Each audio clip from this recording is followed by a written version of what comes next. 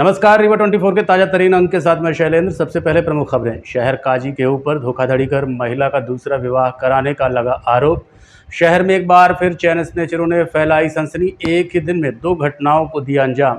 भूमाफिया ने वरिष्ठ अधिवक्ता को लगाया चूना। एक ही जमीन को कई लोगों को बेचा और साइबर ठगी करने वाले 3 आरोपियों को सिटी कोतवाली पुलिस ने किया गिरफ्तार।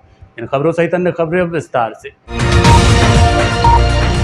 शहर काजी रीवा के ऊपर एक महिला के पिता व पति ने धोखाधड़ी कर दूसरी शादी करवाने का गंभीर आरोप लगाया है।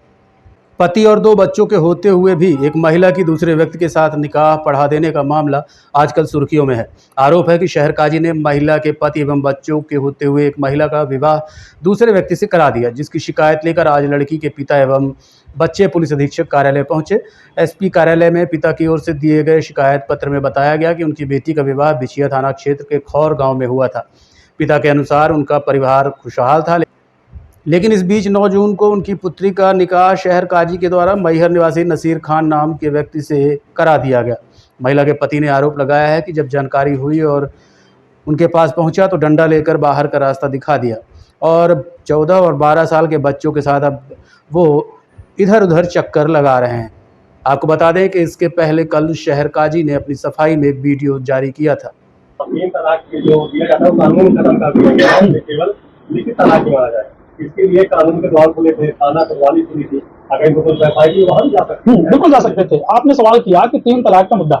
पहली चीज तो ये कंफर्म करें कि एट अ टाइम ट्रिपल तलाक जो है ये बैन है। कानून में ये कहीं नहीं है कि कोई मौखिक तलाक 3 बार में गवाहों के सामने अगर देगा तो तलाक नहीं होगी, कहीं नहीं है।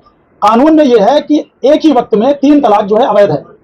इसने चूंकि 3 बार अपनी बीवी को घर में तलाक दिए, जिसकी गवाही सगे भाई दे रहे हैं, खुद वो लड़की भी गवाह है, तो ऑलरेडी 3 महीने में, और वो कई महीनों में तलाक हुआ है। ऐसा नहीं कि एक ही वक्त में हुआ है, वो साल 2 साल के अंतराल में जो है वो तलाक हुआ है। और 3 बार वो कहीं बाहर जा चुकी है, 3-3, 4-4 महीने बाहर रह के आई, फिर दोबारा उसको रखा, फिर तलाक दिया, फिर भगा दिया। तो ये तलाक एक ही वक्त में नहीं हुआ, बल्कि कई मुद्दों में, यानी कि साल 1.5 साल के अरसे में कई बार तलाक हुआ है। अब उसमें कहीं ये कानून में कोई प्रावधान नहीं है कि जब तक लिखित नहीं होगी तो तलाक नहीं होगा। मतलब आप मानते हैं 3 तलाक दे दिया, 3 तलाक कबूल हो गया। ये जो तलाक है ये शरीयत के हिसाब से भी तलाक हो गया और कानून जो हमारे भारत का है उस कानून के हिसाब से भी तलाक सही है। नहीं, आम कानून के हिसाब से, संविधान के हिसाब से कैसे हो गया, जबकि वो संविधान खत्म कर दिया गया है। 3 तलाक मौखिक मान्य नहीं होगा, ये कोई कानून नहीं है। आप हमको ये कानून दिखा सकते हैं कि मौखिक मान्य नहीं है? आप हमको दिखा दीजिएगा, फिर आप कहिएगा। मौखिक ये नहीं है, सिर्फ ये कानून है कि एट अ टाइम ट्रिपल तलाक। क्या कहना है पीड़ित पिता और उनके परिवार का, आइए आपको सुनाते हैं। साथ ही इस संबंध में क्या कहा एडिशनल एसपी ने, ये भी आपको दिखाते हैं। उन्होंने पता नहीं कहाँ गायब हो गई, हम लोग ढूंढे ढाए। जब कुछ दिन बाद मिली, पता चली, तो ये समझ में आया कि रीवा के जो शहर काजी हैं, मुफ्ती मुबारक हुसैन के नाम से जाने जाते हैं, तो वहाँ पता चला कि उन्होंने उनका शादी निकाह दूसरे के साथ करवा दिया। ये शहर काजी ने करवाया जी। मैं इनके पास ये बात जब जानकारी हुई तो मैं इनके पास गया, आपने ऐसा कैसे किए? 2 बच्चों की भविष्य मेरी खराब हो गई, मेरी वही खराब हो गई। तो बोले तलाक दो, डंडा निकालो, डंडा मारो इसको। हमको डंडे से मारने के लिए बात कर रहे थे, बताइए। धमकी दे रहे थे, डंडा निकालो इसको, मारो। क्या आपने अपनी पत्नी को तलाक दिया था पहले? नहीं, तलाक नहीं हुआ अभी तक। तलाक नहीं दिया? जी, तलाक नहीं हुआ। शादी करवा दी जी, बिना तलाक की। तो बच्चे मेरे साथ में। आपकी पत्नी से मुलाकात हुई अभी? अभी तो नहीं हुई है सर, मतलब वो दूर ही रह गए। जिससे पता चला कि मतलब यहाँ है, तो वहाँ पता लगाया गया तो ये हुआ कि मतलब शादी दूसरे के साथ शहर काजी ने दूसरे साथ निकाह करवा दिया। मतलब मेरा तलाक भी नहीं हुआ। तो ये कैसे पता चला कि शहर काजी ने करवाया? जी, वहाँ के गांव के आदमी है मेरे साथ में, जहाँ वो है, जहाँ वो शादी इन्होंने जाकर उस गांव में करवाया जिसके साथ। क्योंकि आज 13-14 साल शादी हुई है, उनको उसको कोई तकलीफ नहीं था। यहाँ हमारी 2 नाती भी है, और वो प्रेमिका पर पता नहीं कैसे कहा हुआ, हमको तो ये नहीं मालूम। उसके साथ वो चली गई, और जब चली गई तो शहर काजी ने उसके साथ निकाह करवा दिया, तब हमको मालूम हुआ। और तिलाक किसी ने नहीं दिया मेरे दामाद ने। अब बिना तिलाक वो निकाह कैसे करवा दिया सर? तो आपके बेटी से आपकी मुलाकात हुई? नहीं हुई सर, फिर कोई मुलाकात नहीं हुई। ये कहाँ की रहने वाली है? ये बरहदी, ग्राम बरहदी, रायपुर थाना करचीरा के अंतर्गत आता है सर। लड़की गायब हुई थी वहाँ से अपने पति के यहाँ से? ये साल भर हो गया सर। जी जी जी जी जी, ये ढूंढ रहे। किसी दूसरे के साथ शादी? अब कहाँ रह रही है? आप तो वही रह रहे जिसके साथ वो शहर काजी ने निकाह करवा दिया, शादी करवा दिया। आप बता रहे कि इनकी बेटी या इनकी पत्नी वहाँ मुहर्रा में रह रही है। हाँ, तो ये किसके साथ रह रही है वहाँ? ये गोलू करके है लड़का, उसके यहाँ शहर काजी ने निकाह किया 9/6/2024। कौन शहर काजी? रीवा शहर काजी? रीवा शहर काजी। उसी बीच में कुछ और भी मौजूद लोग थे, गांव के भी हैं और गांव के अलावा वहां के पढ़े लिखे लोग भी थे, शामिल शरीक थे, और सब खा पी रहे हैं, जबकि जायज समझ के जबकि ये नाजायज है। इस बात की जानकारी का शहर काजी को थी कि वो पहले से जानता है और बच्चों की माँ है, क्या ये जानते थे वो पहले? वो सब जानते थे और वो धमकी देकर अजीज को और कह रहे थे कि हाँ तुम बेला में न आना, इज्जत दी, उसका गुजारा गया ये बेला में, जबकि उसको कोई अधिकार नहीं है इज्जत गुजारने का। कोई गैर महरम औरत और गैर मर्द एक कमरे में नहीं रह सकते, न वहां पर कोई इज्जत गुजारी जा सकती है, ये नाजायज तौर पर है। अब और एक औरत से दो मर्द की शादी नहीं हो सकती जब तक तलाक नहीं हो जाता। क्या नाम है आपका? हमारा नाम मोहम्मद मुस्तलीम। आप वहीं के? इसमें शहर काजी का ये कहना है कि उन्होंने जो निकाह करवाया हो वो शरीयत के हिसाब से जायज़ है। सर क्या कुछ पूरा मामला है? इस्लामुद्दीन पिता मोहम्मद शकूर बरहदी, ये रायपुर थाना क्षेत्र के रहने वाले हैं। इनने जो है आकर के पुलिस अधीक्षक कार्यालय में एक शिकायत प्रस्तुत की थी, जो आप बता रहे हैं इस संदर्भ में, और इस उनकी शिकायत जो है थाना प्रभारी रायपुर को जांच के लिए दी गई है।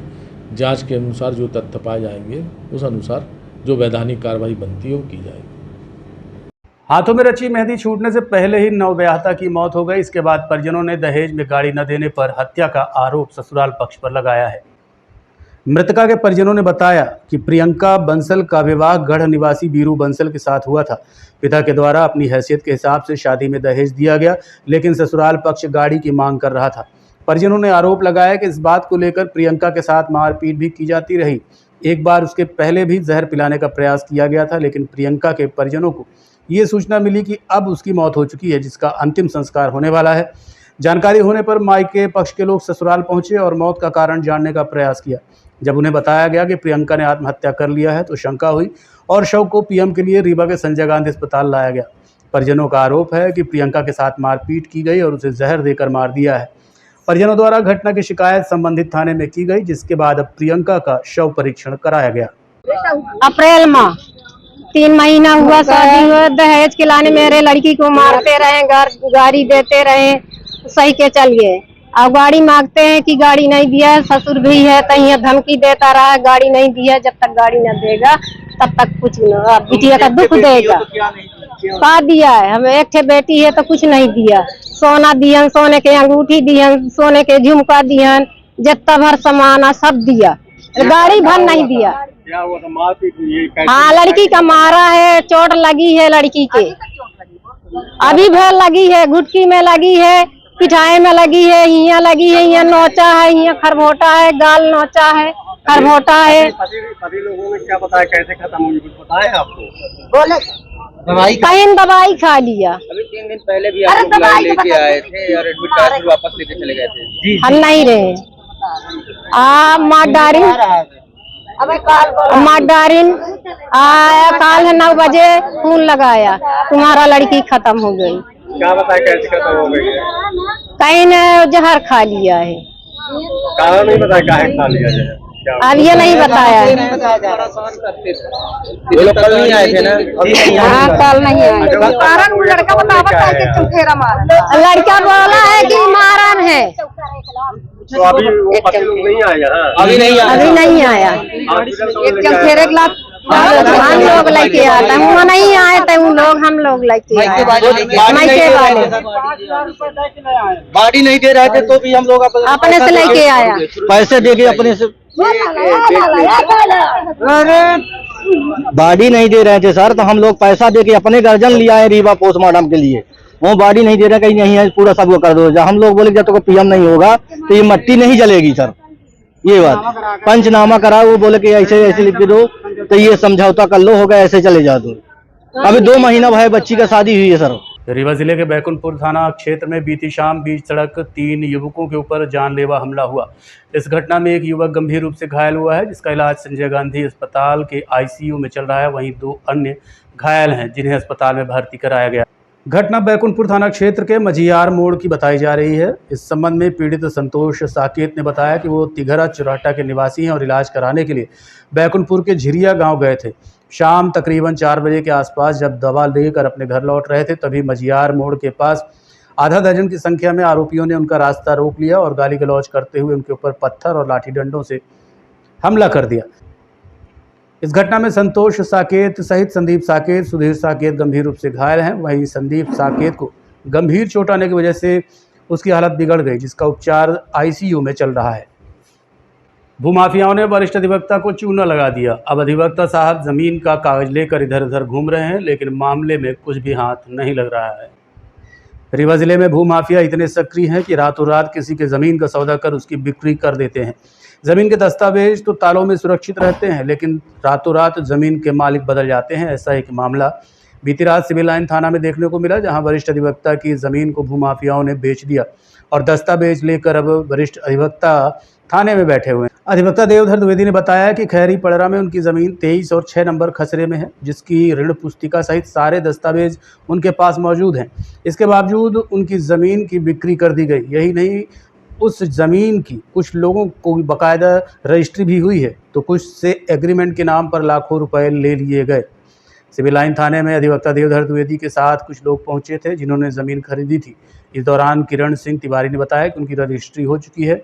सीमा सिंह ने 17 लाख रुपए एग्रीमेंट में दिए। इसी तरह श्वेता पांडे, शिवम द्विवेदी, सुरेश सहित कई अन्य लोग ने उस ज़मीन के मालिक बन गए हैं। इधर जीवन भर लोगों को न्याय दिलाने वाले वरिष्ठ अधिवक्ता खुद न्याय की तलाश में भटक रहे हैं।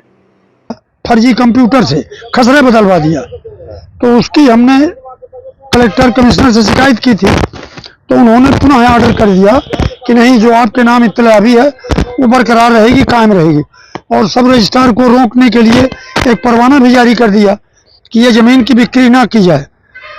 इसके बाद इन लोगों ने तमाम ले जा करके फर्जी तौर से वही जो कंप्यूटर में अपना नाम चढ़वा लिए थे, तो उसके आधार पर लोगों को ब्लैकमेल करके पैसा कमाना शुरू कर दिए। और तमाम कितने लोग हैं जिसको ये लोग जमीन एग्रीमेंट बेच चुके हैं? ये करीब 10-12 लोगों को एग्रीमेंट कर चुके हैं। 40-50 लाख रुपए? हाँ, 50 लाख रुपए, कितने 50 लाख कई लोगों से लिया। अच्छा, ये बेचने वाले कौन है? ये बेचने वाला सुरेश है, देवेंद्र और शिवेंद्र, और एक रमेश है, शेषमणि और राम नरेश। ग्रुप बना के हमारी जमीन का लूट कर दिए। ये 1-2 लोगों को रजिस्ट्री भी करवा दी है, ऐसा बता? नहीं, रजिस्ट्री तो हो सकता हो गई, हम जानते भी नहीं। अभी हमको केवल एग्रीमेंट मिला है, तो वही हम भागते हुए थाने आए कि थाने में बताएं कि आपकी जमीन बिकती जा रही है, एग्रीमेंट होता है। ये एक बार वहाँ जेसीबी लेके गए थे कुछ असामाजिक तत्व या प्रॉपर्टी डीलिंग वाले। एक बेचारा वो मिल गया, पता नहीं उसका क्या नाम था, कोई त्रिपाठी है।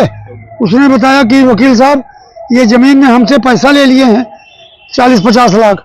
हमने कहा बेटा आप गलत फंस गए हो, कि जमीन का मालिक तो मैं हूँ, मेरी पैतृक संपत्ति है, मेरे बाबा के नाम थी, मेरे बाप के नाम थी, मेरे नाम हो गई। अब क्या करेंगे आप? अब हम हाई कोर्ट में रिट किए हैं, वहां से स्टे भी है। आपको तो अधिवक्ता है और... नहीं, स्टे के बावजूद ये यहाँ फर्जी कर लिए, तो वही आए कि इनके खिलाफ 420-467 का मुकदमा पुलिस टाइम ही नहीं कर रही है। किरण सिंह करके हैं। हाँ, कोई किरण सिंह है, उसको भी और एक 42 लाख रुपए में अपना मकान बेच दिया। ये बबलू अरुण नाम का व्यक्ति, वही जो सब खेल खेल रहा है, और उसको कब्जा भी नहीं दिया मकान का। वो शशांक पांडे कोई वकील हैं, वो बस यहीं तहसील में घूमते हैं, वही वो सब कराते हैं दलाली करके। मैंने जो देखा, तमाम सभी जानते हैं, अदालत भी जानती है। ये सभी आप यहाँ शिकायत करते हैं? हम शिकायत करने आए तो टीआई साहब ने कहा कि रुकिए, तो वही हम रुके रहे, अर्जी दे दिए हैं, देखे क्या होता है। क्या नाम आपका? देवदत्त द्विवेदी। सुना ये भी हमने है, अभी सुना है मैंने कि वहाँ पुलिस को मैनेज कर लिया है। परसों बेड़े थे इसको सबको, फिर 2 बजे रात छोड़ भी दिए। साइबर ठगी करने वाले 3 आरोपियों को सिटी कोतवाली पुलिस ने गिरफ्तार किया है। सिटी कोतवाली पुलिस ने साइबर ठगी करने वाले 3 ऐसे आरोपियों को गिरफ्तार किया है, जो अनोखे तरीके से साइबर ठगी कर रहे थे। दुकानदार के खाते में पैसा भी निकल जाता और उसको पता भी नहीं चलता। आरोपियों ने इस तरह की ठगी के लिए एक शराब दुकान को निशाना बनाया था, जिससे लाखों रुपए ठग लिए। शराब दुकान ठेकेदार निखिल सिंह ने थाना कोतवाली में रिपोर्ट दर्ज कराई कि लगातार उनके बैंक से रुपए निकल रहे हैं। ठगी करने वाले शराब के खरीदार ही हो सकते हैं। इस पर पुलिस ने प्रकरण दर्ज कर विवेचना शुरू की तो गहन जांच के बाद आरोपियों तक पहुंच गई। आरोपी प्रसून तिवारी, अंकुल तिवारी और मयंक तिवारी सभी निवासी रीवा को गिरफ्तार कर पूछताछ की गई। ठगी का खुलासा हो गया। पूछताछ में पता चला कि तीनों आरोपी पहले पेटीएम कंपनी में सेल्स एग्जीक्यूटिव का काम करते थे। इसके बाद यहां पेटीएम के स्कैनर लगाते थे और स्कैनर का एक्सेस अपने पास रख लेते थे। फिर उसी की दुकान में जाकर या अपने किसी आदमी को भेजकर कोई खरीदारी करते, बाद में उसी एक्सेस के माध्यम से भेजी गई राशि को वापस रिफंड कर लेते थे। थाना प्रभारी जेपी पटेल ने बताया कि साइबर ठगी करने वाले आरोपियों ने ठगी करने का ये नया तरीका निकाल लिया है। शराब दुकान में वहाँ पे पिछले कुछ 1-2 महीने से लगातार दुकान पर जाकर के खरीदी की जाती थी और ख़रीदी करने के बदले में उन्हें फ़ोन पे और पेटीएम के माध्यम से पेमेंट मौके पर कर दिया जाता। बाद में ये पेमेंट 24 घंटे के अंदर उन्हीं ग्राहकों के खाते में रिफंड हो जाता था। जब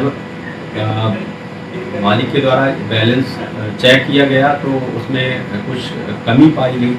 बाद में जब चेक किया गया तो ये पाया गया कि कुछ खास ट्रांजैक्शन में बार बार रिफंड हो रहा है। तब जाकर के उस बात का खुलासा हुआ। उसकी सूचना पुलिस को दी गई। जानकारी मिलने पर अपराध कायम करके और आरोपियों को चिन्हित कर उनसे पूछताछ की गई तो ये बात का खुलासा हुआ कि ये आरोपी जो थे ये पेटीएम में एग्जीक्यूटिव का काम करते थे, जो पेटीएम वगैरह लगाते हैं जा करके। और जब ये लगाते थे उस समय वो पेटीएम का एक्सेस अपने पास रखते थे और उस एक्सेस के माध्यम से कोई भी पेमेंट अपने आदमी को भेज करके कुछ खरीदवाते थे और बाद में उसी ट्रांजैक्शन को वो अपने फ़ोन के माध्यम से उसको रिफंड कर लेते। सर ये कितने आरोपी थे और कहाँ के रहने वाले, क्या नाम है इनका? 3 आरोपी हैं। एक प्रसून तिवारी, ये रायपुर के चिड़ियान के अंतर्गत बरही गाँव का रहने वाला है। एक अंकुल तिवारी है, ये बरौन से मरिया का है। और एक मयंक है जो कि अपना बिलमोहन टोला शारदापुर में सामान में रहता है। लगभग कितने इन्होंने ऐसे फ्रॉड किए? रीवा के टीआरएस चौराहे में चलती गाड़ी से एक महिला के साथ लूट की घटना को अंजाम देकर आरोपी फरार हो गए। महिला अपने पति एवं बच्चे के साथ बाइक में सवार थी। बीच चौराहे में हुई लूट की घटना के बाद महिला बिलखती रही और आरोपी रफू चक्कर हो गए। घटना रीवा के मैया थाना क्षेत्र में बीती रात तकरीब 8 बजे की है। थाने पहुंची रोती बिलखती रेशु मिश्रा नामक महिला ने बताया कि वो बीना सिमरिया की रहने वाली है और अपने पति प्रमोद मिश्रा के साथ बर्थडे पार्टी में शामिल होने के लिए जा रही थी। टीआरएस चौराहे के समीप जैसे ही पहुंची तो पीछे से बाइक में सवार 2 युवक आए और उसका बैग छीनकर फरार हो गए। आरोपियों ने इतना जोरदार झटका मारा कि बैग का पट्टा महिला के हाथ में रह गया और बैग लेकर आरोपी फरार हो गए। पीड़ित महिला ने बताया है कि बैग में 2 सोने के मंगलसूत्र, कुछ पैसे और अन्य दस्तावेज रखे हुए थे।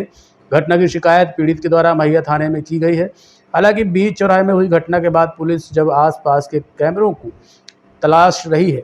आपको बता दें कि सिरमौर चौराहे में कृष्णा राज कपूर ऑडिटोरियम के सामने ठेले वालों ने कॉर्नर बना लिया है और बीच सड़क तक पहुंच गए हैं, जिससे आने जाने वाले लोगों को काफ़ी परेशानी का सामना करना पड़ता है। पीड़ित के पति ने बताया कि उन लोगों ने पीछा करने की कोशिश की, लेकिन सड़क में जगह न होने की वजह से मुझे तो लगा कि मेरा पर्स गाड़ी में किसी के फंसा है। जब वो छीन के भाग दिए तब तो मैं देखी तो मेरा पर्स ही ले गए। उसमें 2 मंगलसूत्र डाले हैं सर, मोबाइल डाला, पिन कार्ड, आधार कार्ड, जितना मेरा है, पैसे 3-4 हजार, सब कुछ तो डाले हैं उसी में। झटका मार के ले गए, झटका छीन के ले गया गाड़ी चलते में। बाइक तो मेरी चल रही थी, मेरे सिरमौर चौराहा से कॉलेज चौराहा जा रहे थे। हाँ, काम से निकले थे सर। हाँ सर, जो लड़के थे उसको आप देख नहीं पाई? 2 लड़के थे बाइक में, पीछे वाला मुंह बांधा था सर, आगे वाले को मैं नहीं देखी कि किस तरह था, ना पीछे वाले का चेहरा देखी, ना गाड़ी का नंबर भी देखी, पर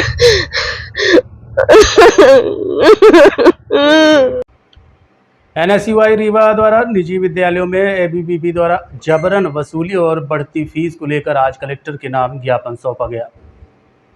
NSUI संगठन के कार्यकर्ता आज जिला अध्यक्ष पंकज उपाध्याय की अगुवाई में कलेक्ट्रेट कार्यालय पहुंचे और बताया कि पिछले कई दिनों से अखिल भारतीय विद्यार्थी परिषद के सदस्यों द्वारा स्कूलों में जबरन घुसकर गुंडागर्दी कर अधिकारियों व स्टाफ के समर्थन से कक्षाओं में जाकर 5 से 15 साल तक की उम्र के बच्चों का सदस्यता ग्रहण कराई जा रही है और फीस वसूली जा रही है। वहीं निजी विद्यालयों में मनमानी पूर्ण तरीके से छात्र छात्राओं की फीस में बढ़ोतरी कर अभिभावकों पर अनावश्यक बोझ डाल दिया गया है। उन्होंने बताया कि ऐसा मामला जबलपुर भी सामने आया है, जिसमें 11 निजी विद्यालयों को संचार सहित 51 लोगों पर FIR दर्ज कराई गई है। लोगों ने कलेक्ट्रेट में ज्ञापन सौंपा, क्या मांगे आप? आज हम लोग कलेक्टर महोदय को ज्ञापन सौंपने आए थे। हमारी प्रमुख मांगे ये थी कि जिस प्रकार से अभी भारतीय जनता पार्टी का अनुवांशिक संगठन है, छात्र संगठन ABVP, अभी वो क्या करता था, केवल और केवल महाविद्यालयों में जबरदस्ती छात्रों से पर्ची कटवाने का काम करता था और सदस्य बनाने का काम करता था। अभी वर्तमान में क्या किया इन लोगों ने, कॉलेजों की जगह स्कूलों में भी सदस्यता अभियान चलाने का काम शुरू किया है। तो हमारा मानना यह है कि जो कॉलेजों में सदस्यता अभियान चलाया जा रहा है, क्या जो वोट देने के अभी अधिकार नहीं है जो अभी छात्र बेचारे 5वीं 6वीं क्लास में, उनको सदस्य बनाकर भारतीय जनता पार्टी की क्या साबित करना चाहते हैं। दूसरी एक तो मामला था हम लोगों का, भोपाल में अभी एक वीडियो वायरल हुआ है, पर्ची काटने गए थे सरकारी महाविद्यालयों में ABVP के गुंडे, और पर्ची काटते समय प्रिंसिपल ने मना किया कि आप पर्ची मत काटो, तो मारपीट हो गई और उसका सर फोड़ दिया गया और वो हॉस्पिटल में प्रचार भर्ती है। कलेक्टर महोदय से हम लोगों ने पहले भी कई बार ज्ञापन दिया है, GDC में प्रोफेसर पट्टा डाल के बैठते हैं, उसके बाद भी कोई कार्रवाई नहीं होती। हमारा मानना ये है कि या कि कलेक्ट्रेट में ये भाजपा का झंडा गाड़ ले, या कि सभी महाविद्यालयों में भाजपा का बोर्ड लगाकर और झंडा गाड़ ले। अभी कल यहाँ फीस जो अभी स्कूलों में बढ़ाई गई 2024 में, जबलपुर कलेक्टर महोदय ने एक सराहनीय निर्णय लिया है, ये फीस जो बढ़ाई गई है इसको वापस की जाए और जिनसे फीस ले भी गई है उनको भी वापस किया जाए। इस तरह से जिस प्रकार से भारतीय जनता पार्टी का छात्र संगठन लगातार फोन करवा के जाता है और बढ़िया सभा करता है महाविद्यालयों में, हमें वहां झंडा लेके नहीं घुसने दिया जाता। तो सभी के साथ भेदभाव मत किया जाए, सभी छात्र संगठन समान है, ये गलत है और इस पर कलेक्टर महोदय को हम लोगों ने ज्ञापन सौंपकर मांग की है कि जल्द से जल्द कार्रवाई करें। अगर कार्रवाई नहीं होती है 1 हफ्ते के अंदर तो हम warehousing and logistic owners association द्वारा आज प्रबंधक नागरिक आपूर्ति निगम के नाम ज्ञापन सौंपा गया। ज्ञापन सौंपने आए वेयर हाउसिंग एवं लॉजिस्टिक ऑनर्स एसोसिएशन के अध्यक्ष डॉक्टर पन्नालाल अवस्थी ने बताया कि वेयर हाउसों को खरीदी केंद्र बनाया गया है, लेकिन उसका भुगतान पिछले 1 साल से नहीं हुआ है। इस संबंध में आज प्रबंधक नागरिक आपूर्ति निगम को ज्ञापन सौंपा गया। क्या कहना है अध्यक्ष का, आइए आपको दिखाते हैं। मैं लॉजिस्टिक ऑनर्स एसोसिएशन का अध्यक्ष हूँ। बहुत दिनों से हमारे 2 साल, 1.5 साल, 1 साल से बिल भुगतान नहीं हुए हैं, नागरिक आपूर्ति निगम में पेंडिंग है। जो खरीदी केंद्र बनाए गए थे उन खरीदी केंद्रों की अभी तक भुगतान नहीं किए गए हैं। रीवा जिले की ये स्थिति है, सतना में भी है। तो आज हम इनसे इसी बात के लिए हमने आग्रह किया और एक ज्ञापन भी इनको दिया है। इसके अतिरिक्त जो और भी वेयर हाउस भरे हुए हैं सामान्य रूप से, जिसमें धान भरी हुई थी पहले, या गेहूँ भरे हुआ था, या अभी चावल भरे हुए हैं, इनका भी भुगतान समय से नागरिक आपूर्ति निगम द्वारा नहीं किया गया है। इसलिए हमने इसका विरोध प्रदर्शन किया है और इनको ज्ञापन दे दिया है। 10 दिन का इनको टाइम दिया है। अगर ये हमारा भुगतान नहीं करते हैं रीवा जिले की वेयर हाउस का, तो इसमें बड़ा आंदोलन किया जाएगा। कुल कितने वेयर हाउस हैं? वेयर हाउस ऐसे करीब 22 वेयर हाउस हैं जिनका भुगतान अभी तक नहीं हुआ है, जहाँ खरीदी केंद्र बनाए हुए हैं। और इसके अतिरिक्त 1 साल भर के हैं, 2 साल के और हैं। ऐसे कुल मिलाकर के करीब 150 बिल होंगे, जो अभी सभी वेयर हाउसों को कुल मिलाकर के 150 बिल भुगतान नहीं हुए हैं। अब इनका कहना है कि फंड नहीं आ रहा। एक तो सबसे बड़ी समस्या है कि नागरिक आपूर्ति निगम में इतना भ्रष्टाचार हुआ है। इसके पहले जो बार अधिकारी यहाँ के बदलते रहे हैं और जग जाहिर है यहाँ का भ्रष्टाचार सभी जगह, क्योंकि बार अधिकारी बदलते रहे। यहाँ का 5 साल 10 साल से ऑडिट नहीं हुआ। 5 साल से तो कंफर्म है, ऑडिट ही नहीं हुआ है कि पैसा कहाँ गया, कि सही मद में खर्च हुआ है या गलत तरीके से खर्च हुआ है, इसका ऑडिट ही नहीं हुआ है। आपने पेपरों में पढ़ा हुआ है, ये सबसे बड़ा लैकुना है इस निगम का। हम ये मांग करते हैं कि भारतीय जनता बीते दिनों समान पुलिस द्वारा मेडिकल स्टूडेंट्स के साथ की गई मारपीट को लेकर आज काली पट्टी बांधकर विरोध जताया गया।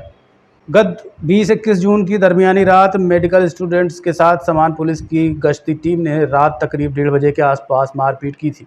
स्टूडेंट द्वारा ये बताने पर भी पुलिस वाले नहीं रुके कि वो मेडिकल के छात्र हैं और चाय पीने आए हैं, जबकि उन्होंने ऐसा कोई असामाजिक काम भी नहीं किया था। जिसके बाद लगभग 4 दिन पहले स्टूडेंट्स ने समान पुलिस, एसपी ऑफिस और कलेक्ट्रेट में ज्ञापन सौंपा था, लेकिन अभी तक कोई कार्रवाई नहीं होने के चलते आज मेडिकल स्टूडेंट्स ने काली पट्टी बांधकर विरोध जताया। क्योंकि इंटर्न डॉक्टर्स भी हमारा पार्ट है। यूजी छात्र जो है मेनली, उनमें बहुत आक्रोश था कि बेगुनाह डॉक्टरों को ऐसे ही क्यों पीट दिया गया। पहले तो ये प्रश्न था। हम पहले तो गए थे हमारे डीन सर के पास, जिन्होंने बहुत ही कोऑपरेट किया, और एसपी सर को फ़ोन किया। पर उसके पैरेलल जब समान थाना में गए यूजी छात्र मामला सुलझाने के लिए, तो उनके साथ बहुत ही बदसलूकी की गई और उनको ऐसा बोला गया कि हम तो मारेंगे। जब ये स्टेटमेंट हुआ तो यूजी छात्रों का रोष इतना भड़क गया कि चलो मेडिकल छात्र नहीं, एज अ स्टूडेंट होता है। स्टूडेंट ने कोई भी इंडियन सिटीजन अगर कुछ भी नहीं करता तो उसको मार तो आप नहीं सकते, ये बर्बरता है। तो उसके खिलाफ जो यूजी छात्र कॉलेज में एकत्रित हुए थे, वो सब शांतिपूर्ण रीत से समर्थन करने के लिए समान थाना पहुंचे। हमारा कोई उद्देश्य नहीं था कि रैली निकाली जाए, हमारा कोई उद्देश्य नहीं था कि विरोध प्रदर्शन किया जाए।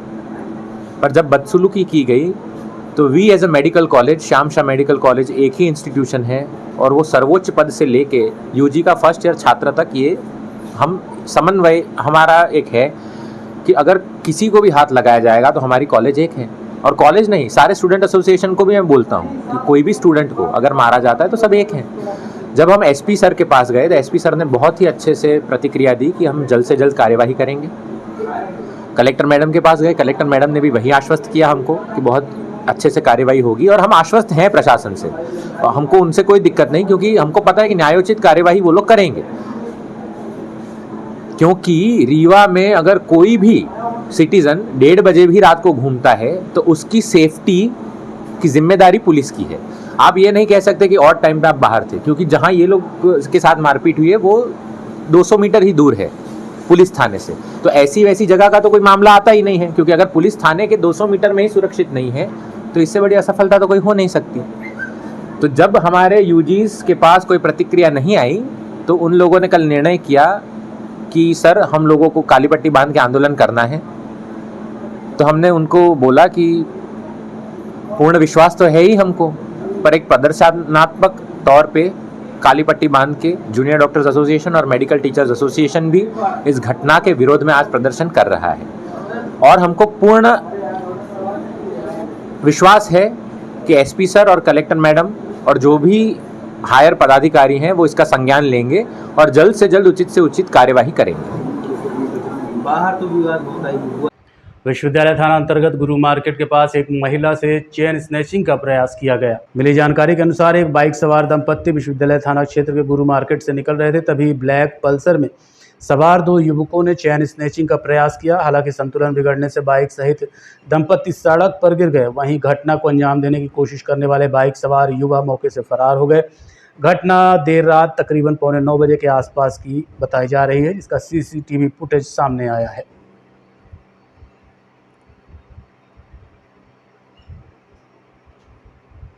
आज के अंक में इतना ही। देखते रहिए रीवा 24 न्यूज़। नमस्कार।